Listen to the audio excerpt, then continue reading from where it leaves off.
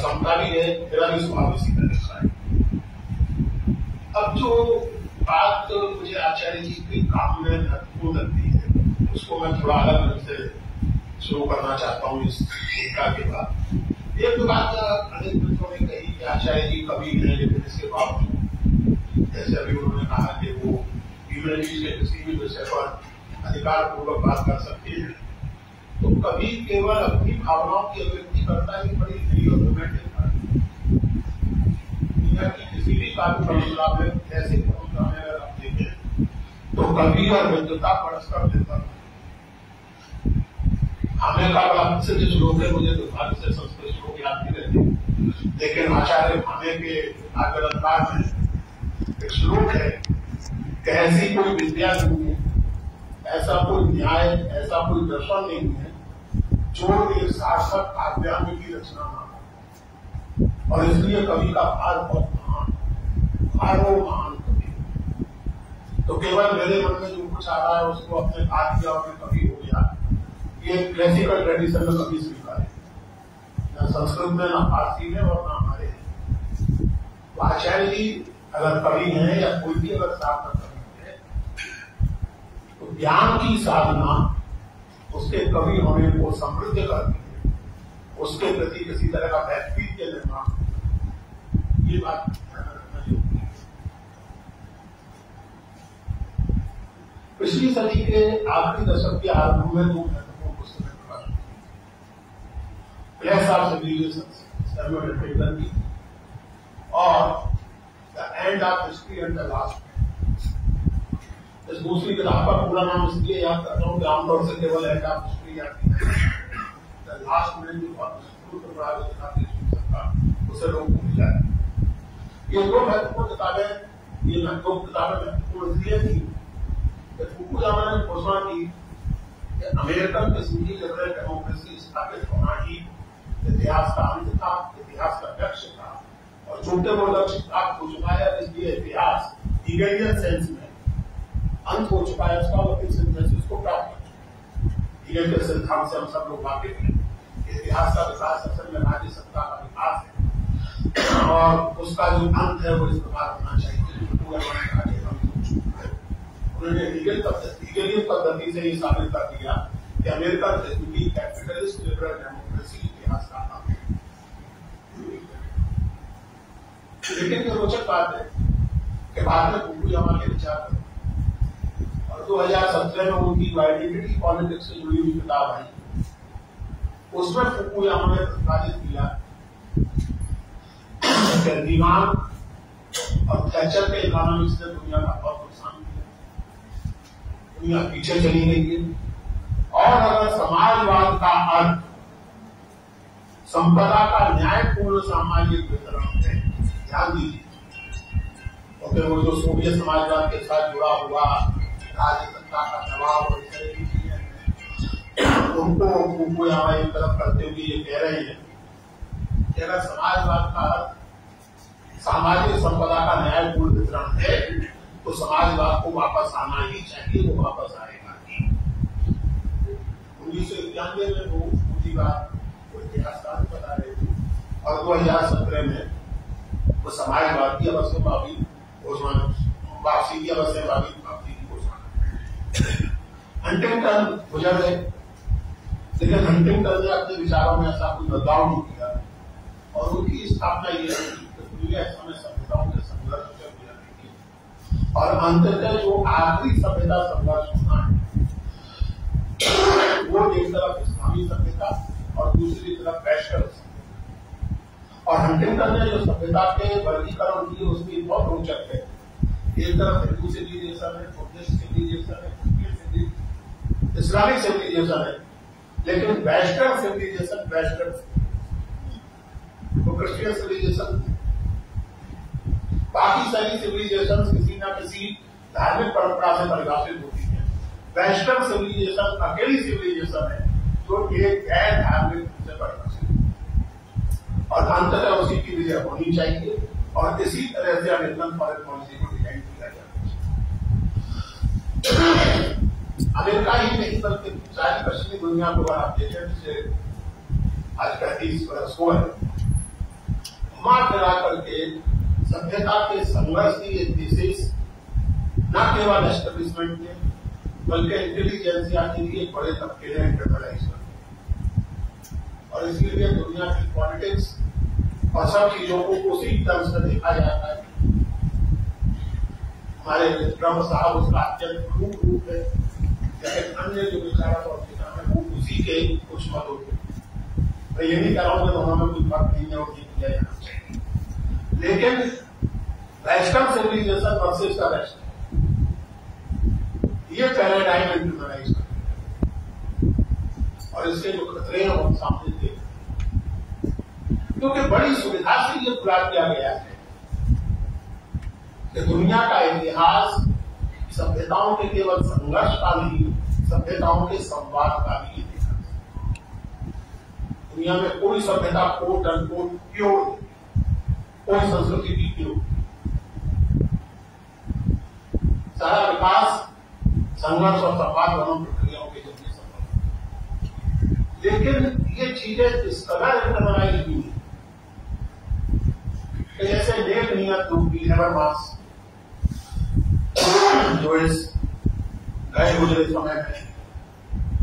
उत्तर आधुनिक सापेक्षतावाद के विरुद्ध खड़े हैं, सामाजिक न्याय के पक्ष में खड़े हैं, वो भी जब अनफिनिश्ड एजेंडा मॉडर्निटी की बात करते हैं तो सारा संदर्भ केवल और केवल यूरोप के बाहर भी कुछ ऐसी चीजें हो रही थी जिनका आधुनिकता में कुछ योगदान हो सकता है, या जिनका आधुनिकता के विकास में कुछ योगदान नजर आ होता है। ये बात प्रोफेसर हेबरमास जैसे व्यक्ति तक को कहीं याद। अभी पिछले दिनों एक किताब आई है 3-4 बरस पहले, मार्टिन बुकनर, कल्चर ऑफ ह्यूमनिज्म। तो उसमें उन्होंने किया यह है कि स्त्रियों के योगदान पर और बल दिया है और दुनिया की तमाम सभ्यताओं के इतिहासों से खोज करके कि वो स्त्रियों का कितना बढ़े, मुझे उसमें बहुत रोचक लगा कि उसमें ईसाइयत और इस्लाम के पहले पैटर्न थे। ईसाइयत है, इस्लाम है, यूरोप है, जैसे मोटे तौर पर जूडियो क्रिश्चियन ट्रेडिशन की स्त्रियां उसमें मौजूद है। जूडियो क्रिश्चियन ट्रेडिशन के बाहर भी स्त्रियां होती और उन्होंने भी विचार और संस्कृति के विकास में योगदान किया है। गांधी और मैत्री जैसे माइथोलॉजिकल कैरेक्टर से लेकर के आप बहन 19वीं सदी की सावित्रीबाई फुले तक कहीं किसी का और दिखा पड़े लेकर, लेकिन ये घनघोर यूरोसेंट्रिसिटी जो है और उसका विकल्प या उसका प्रतिवाद को लिखने जो आजकल भारतीय ज्ञान परंपरा के नाम से प्रचारित है। भारतीय ज्ञान परंपरा, भारतीय ज्ञान मीमांसा ही होती ना, दुनिया की अन्य ज्ञान मीमांसाओं की तरह, बल्कि मानता हूं कि जो ज्ञान मीमांसा या जो ज्ञान परंपरा दुनिया में ऐसी है। मैंने अभी ये टिप्पणी की थी और ये चैनल में छपेगा। हेबरमास आधुनिकता के जिस अधूरेपन को लेकर चिंतित है वो पूरा नहीं हो सकता तब तक जब तक यूरोपीय आधुनिकता, चीनी, भारतीय और अन्य गैर यूरोपीय सभ्यताओं में आधुनिकता के विकास की संभावनाओं को तब तक बहुत मॉडर्निटी का एजेंडा निष्क्रिय है।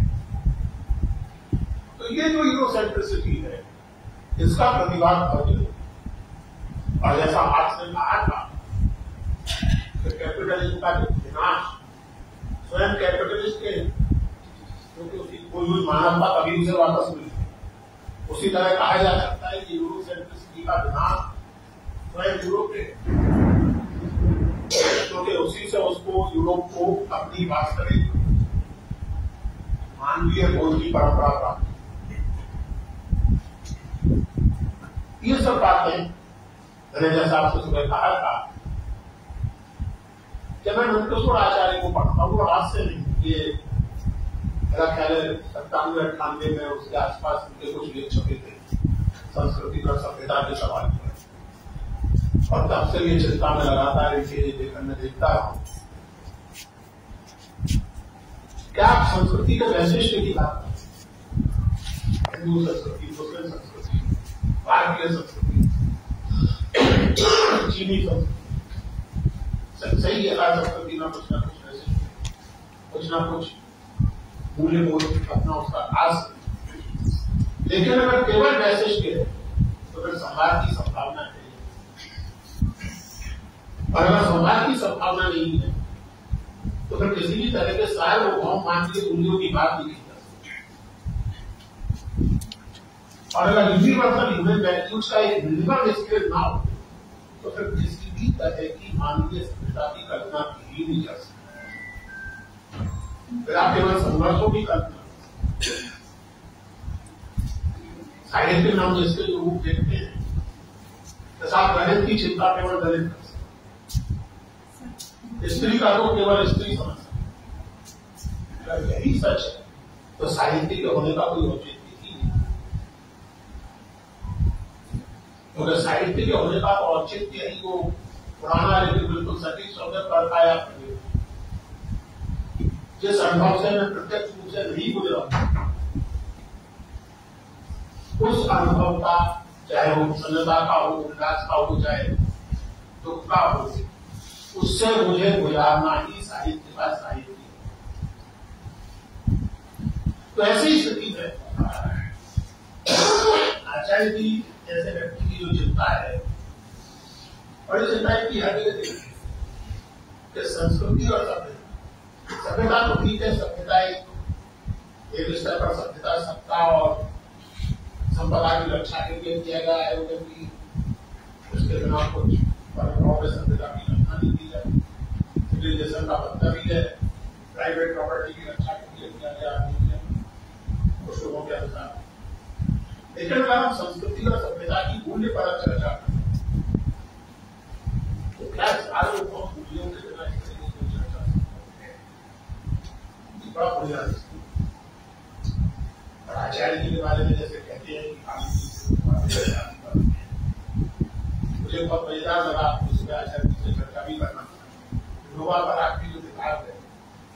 तो उसको यही से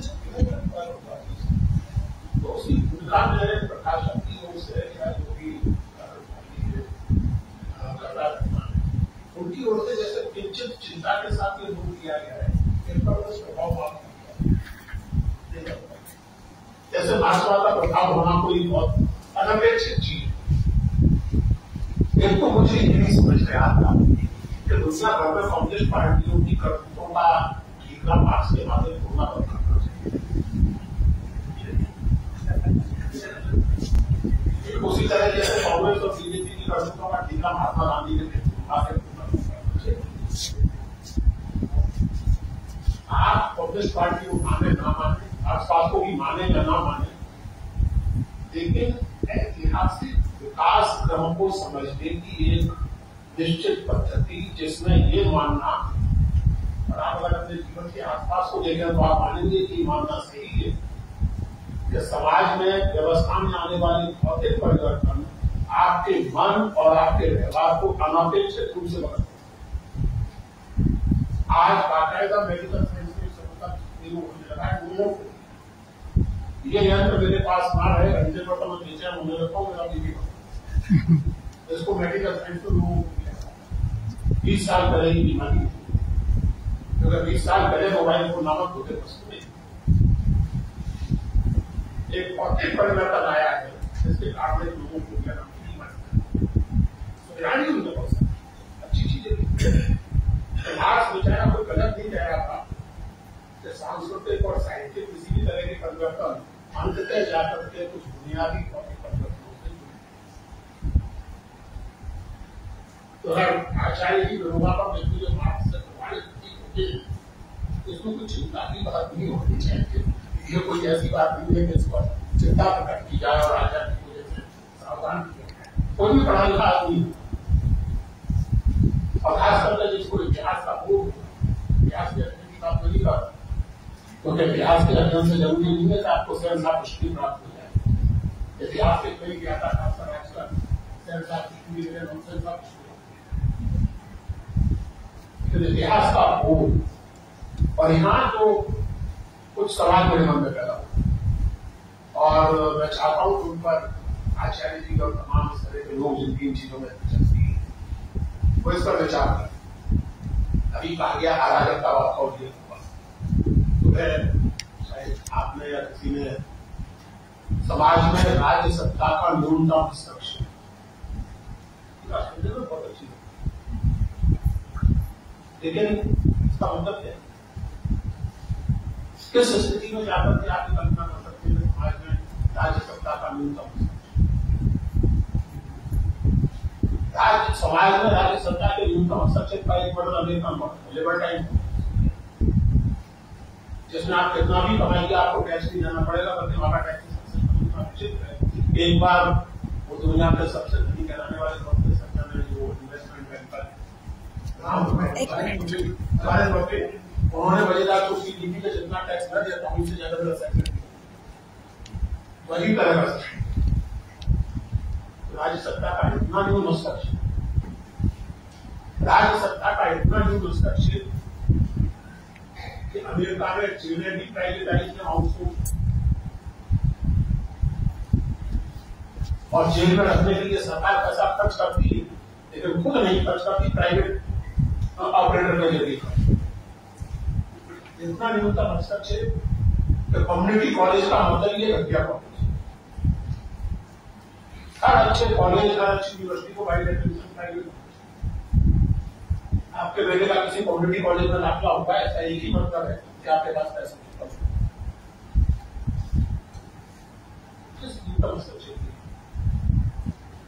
और खास करके भारत जैसे समाज हम इन सब चीजों पर गंभीरता से थोड़ा विचार करें। भारत जैसे परंपरा और विभिन्न प्रकार की अच्छी और बुरी परंपराओं से बद्ध समाज में क्या हम ऐसी राज्य सत्ता की कल्पना कर सकते हैं कि समाज में न्यूनतम हस्तक्षेप करे, अर्थात किसी भी तरह की सामाजिक कुरीति के खिलाफ कानून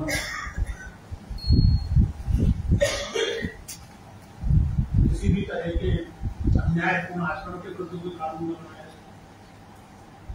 तो किस स्तर पर जाकर आप उसकी बात कर रहे हैं? जब जिनको हम गंभीरता से अराजकतावादी विचार कहते हैं तो सीधे राज्य सत्ता के विरोध की बात नहीं करते, उससे पहले की बहुत लंबी और विशाल ऐतिहासिक मंजिलें हो। मुझे लगता है कि यही बात करने का तात्पर्य ये है कि जो लोग इन चीजों पर विचार कर सकते हैं, जिनके द्वारा विचार किए जाने से हमें कुछ विचार उत्तेजना प्राप्त होगी, कुछ सार्थक सोचने को मिलेगा, उनमें से श्री नंदकिशोर आचार्य। इसलिए मैं चाहता हूं कि इन चीजों पर विचार हो कि गांधी जी जब राज्य सत्ता के न्यूनतम उसकी बात करती है, किस तरह की राज्य सत्ता के न्यूनतम मौजूदगी की बात, और उस मौजूदगी, उस न्यूनतम मौजूदगी को उनके सत्ता कहां पर मिल जाए। इसी तरह जो मैंने अभी हैदराबाद के हवाले से कहा, जब करीब पर मेरी किताब छपी 2009 में, तो सौभाग्य से उसकी चर्चा पर और प्रशंसाएं भी हुई, बोलना भी हुई। एक सज्जन ने उसकी निंदा में जितनी मोटी दो किताबों से जुड़ी हुई 500 पेज की मेरी किताबों में 750 पेज की किताब से आपको बस लिखा है। सच यह है कि जो आलोचनाएं, प्रशंसाएं, निंदाएं हुई, उनमें से अधिकांश के क्षमा करेंगे कहने के लिए व्यर्थ, मेरे लिए व्यर्थ, या तो प्रशंसाएं थी, जैसे ऐसा कि अभी कहा है यदू जी ने कि एक सीमा के बाद लगने लगता है कि पूरी आप बात कर रहे हैं, और या फिर ऐसी निंदाएं थी जिनका कोई अर्थ। अब मान लीजिए कोई निंदा करे कि साहब आप कबीर की कविता के विस्तार में, विकास में, व्यापार में इसलिए प्रोजेक्ट में क्या बनी है, जिसका मैं उत्तर दे सकता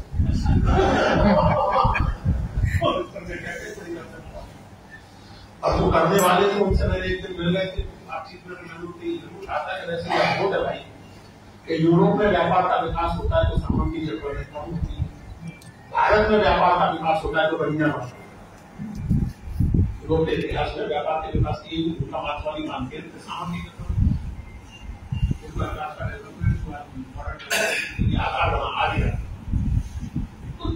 समीक्षाएं सचमुच विचार उत्तेजक और महत्वपूर्ण लगी। और अब मैं चूंकि उस विषय पर फिर से एक बार लौटूंगा जल्दी, लौटा तो नहीं मैं। तो जिन समीक्षाओं को मैं सीरियसली रेस्पॉन्ड करूंगा जिनके साथ था 2009 में वो किताब छपी, तो वो समीक्षाएं हैं जैसे मिसाल के तौर पर डेविड रंजन की, जिसमें उन्होंने काफी आलोचना की कई चीजों की, फ्रेंचेस्का ओर्सिनी की, सोडियम चंद्र की, और मैंने कुछ बोला आचार्य बहुत महत्वपूर्ण टिप्पणी की। आचार्य जी ने उसने सवाल उठाया, मैंने उसमें देशा जागरूकता की बात। तो एक तो आचार्य जी ने वर्णाकर सोच पर ही आपत्ति की, सही है आप अपनी जगह आया मैंने तकलीफ से कहा भी गया हूँ वर्णाकर की जगह कोई बेहतर शब्द हो सुझा दीजिए, वर्णाकर के नेगेटिव रूप से कोई भी व्यक्ति बातें। उसमें जो एक सवाल था कि क्या वाकई आधुनिकता, जिस अर्थ में मैं उस पुस्तक में अपने आमतौर से अपने आधुनिकता शब्द का इस्तेमाल करता हूँ, क्या वो वाकई इतनी मूल्यवान वस्तु है? क्या उसको इतना महत्वपूर्ण माना जा सकता है? और फिर आधुनिकता के पूरे कॉन्सेप्ट मेरा इस सिलसिले में काफी समय ले लिया, बस ये अंतिम बात है।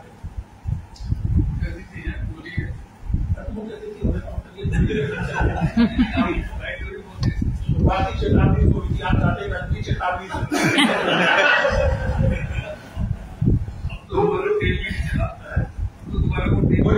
शुरुआत चेतावनी विज्ञान जाने की चेतावनी मैं ये कह रहा था कि ये सुधीर चंद्र ने भी वही सवाल उठाया, कोई आधुनिकता की बात करते, लेकिन आप तो वही यूरोपियन आधुनिकता की बात करो और उसे भारत की अपनी आधुनिकता की बात। मेरा यहाँ एक जिसको कहते हैं कि वो ग्रीक फिलॉसफी में तर्क है ओडिया, जिसे कहिए कि असमादेश सुनांतर, जिसका बड़ा प्रसिद्ध उदाहरण है ग्रेट नाम का नगर छूटों के लिए बहुत सारे जुमले राजा पे रोड थे, अधिकांश आबादी। तो ग्रीक फिलॉसफी में एक उदाहरण है दुनिया का दिया जाता है कि क्रेटन ने कहा कि क्रेट के सारे लोग छूटे, और क्रेटन कह रहा है और सच बोल रहा है अपने आप को दुनिया के क्रेटन है, और अगर झूठ बोल रहा है तो समझो कि क्रेट में सारे लोग छूटे नहीं, बहुत सच्ची भी कुछ लोग। तो ये जब हम आधुनिकता की बात करते हैं और यहाँ आचार्य की मौजूदगी है और आज का साइंस का इसमें नहीं होगा, मैं इस संवाद को जारी रखना चाहूंगा। मैंने आपसे कह रहा हूँ, आप एक और संस्कृति के सार्वभौम मूल्यों की बात करते हैं, बिल्कुल सही बात, और ये सही रेखांकित करते हैं कि सभ्यताओं की अभिव्यक्तियां विभिन्न हो सकती है और उनके मूल्य भी एक स्तर पर विभिन्न हो सकते हैं, लेकिन कुछ है जो सार्वभौम या होने चाहिए, अगर नहीं है तो होने चाहिए। तो अगर आप सार्वभौम मूल्यों की बात करते हैं और आधुनिकता को एक मूल्य व्यवस्था के रूप में देते हैं, तो फिर उसमें एक सीमा के बाद भारतीय या यूरोपीय आदि आदि का आप अंतर कर सकते हैं, लेकिन बुनियादी तौर पर तो कुछ ऐसा होगा जो आधुनिकता मात्र में होगा, चाहे वो यूरोप में हो, चाहे भारत में हो, चाहे लैटिन अमेरिका में। और पिछले 50-60 साल में आधुनिकता की जो गंभीर ऐतिहासिक ये नहीं, उसके बाद कम से कम मैं तो यही मानता हूँ, संजय सुब्रमण्यम इतिहासकार की बात से मैं तो पूरी तरह आधुनिकता कोई वायरस नहीं है कि युगों में पैदा हुआ। संजय सुब्रमण्यम तो शब्दों में भारत की बात अक्टूबर था, जो 16वीं-17वीं सदी में दुनिया भर में कहीं ना कहीं उसके विभिन्न प्रकार के, और यही मैंने हेबरमास के उस क्लासरूम पर टिप्पणी की है कि वो अनफिनिश्ड एजेंडा या अनफिनिश्ड प्रोजेक्ट ऑफ मॉडर्निटी अभी पूरा होगा जब आप दूसरी मॉडर्निटी को देखोगे। जब हम दूसरी मॉडर्निटी की बात करते हैं और भारत की बात करें तो चाहे मॉडर्निटी कहिए चाहे कुछ और कहिए, लेकिन भारतीय ज्ञान मीमांसा, भारतीय चिंतन परंपरा की बढ़ती विशेषता है। उसमें दो बातें ध्यान में रखनी है। जब हम भारतीय की बात करते हैं तो हमारे सौभाग्य से अब एक ऐसी जीवन परंपरा के अनुरूप जिसको आप केवल संस्कृत, केवल फारसी, केवल लोकल लैंग्वेजेज या देश भाषाएं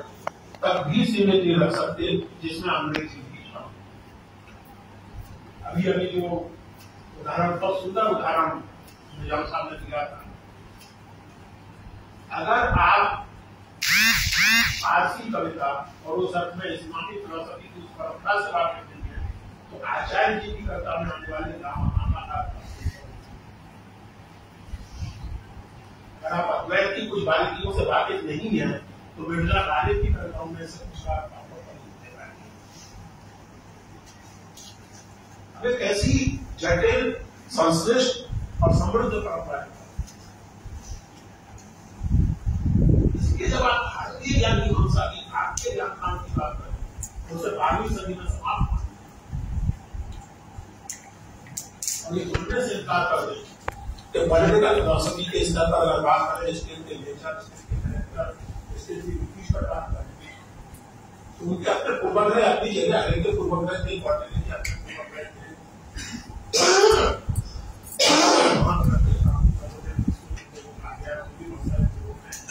जो आज आपको अटपटे लग सकते हैं,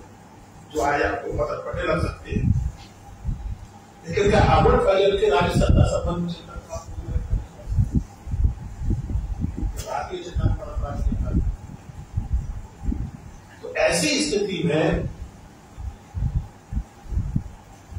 जब हम भारतीय संस्कृति के अपने विशिष्ट मूल्यों की बात करते हैं और एक व्यापक विश्व संस्कृति में उसके योगदान की बात करते हैं,